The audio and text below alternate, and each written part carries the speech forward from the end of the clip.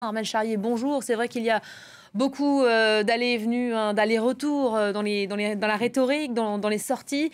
Jean-Yves Le Drian qui évoque ce matin une situation très grave. À quel point faut-il s'inquiéter aujourd'hui? Alors, les 10 prochains jours, lors des manœuvres russes, là, vont être effectivement compliqués à suivre parce que Vladimir Poutine, il sait que tout le monde l'observe et tout le monde vient lui parler, tout le monde vient à lui. Donc, il en profite aussi pour quelque part aller en plus énerver. Ces manœuvres, elles sont habituelles en Biélorussie. Donc, sur la manœuvre en elle-même, on ne peut pas s'étonner.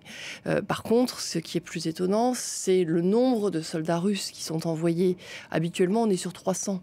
Là, on est passé sur 30 000. Donc, il y a une telle différentielle que forcément, ça veut dire que ce sont des manœuvres d'une autre ampleur. Puis, si on regarde la carte, à partir du moment donné où vous avez plus de manœuvres, plus de monde, ça veut dire que forcément, ça va plus loin. Et donc, forcément, ça va vers la frontière polonaise et surtout vers la frontière ukrainienne.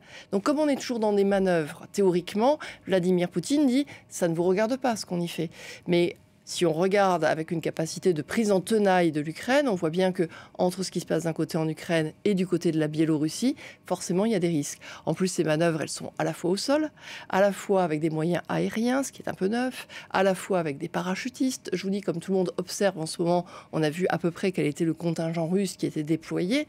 Donc, forcément, ça fait monter une pression supplémentaire par rapport à une capacité de franchir une frontière. Pourquoi le président Loukachenko laisse-t-il faire les Russes finalement aujourd'hui? Alors, pour le président Loukachenko, c'est vrai qu'il y a un binôme total avec les Russes.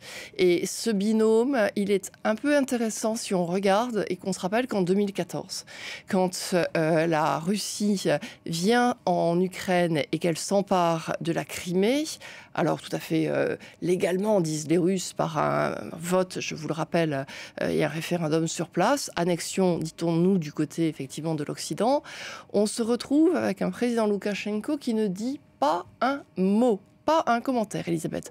Pourquoi? Parce qu'il sait très bien que ce qui se passe en Ukraine peut tout à fait arriver en Biélorussie. Et qu'il n'a pas envie que les Russes, qu'il connaît très bien, parce qu'il les a côtoyés tout du long, qu'en plus il y a une tradition de l'Empire soviétique sur son territoire, viennent à prendre un morceau de la Biélorussie.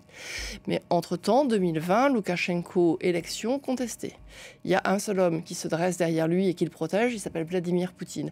Donc depuis, Loukachenko travaille main dans la main avec Vladimir Poutine, y compris sur ces questions d'intimidation, y compris, disent les Américains avec un point d'interrogation, sur une possibilité question aussi d'annexion vers l'Ukraine.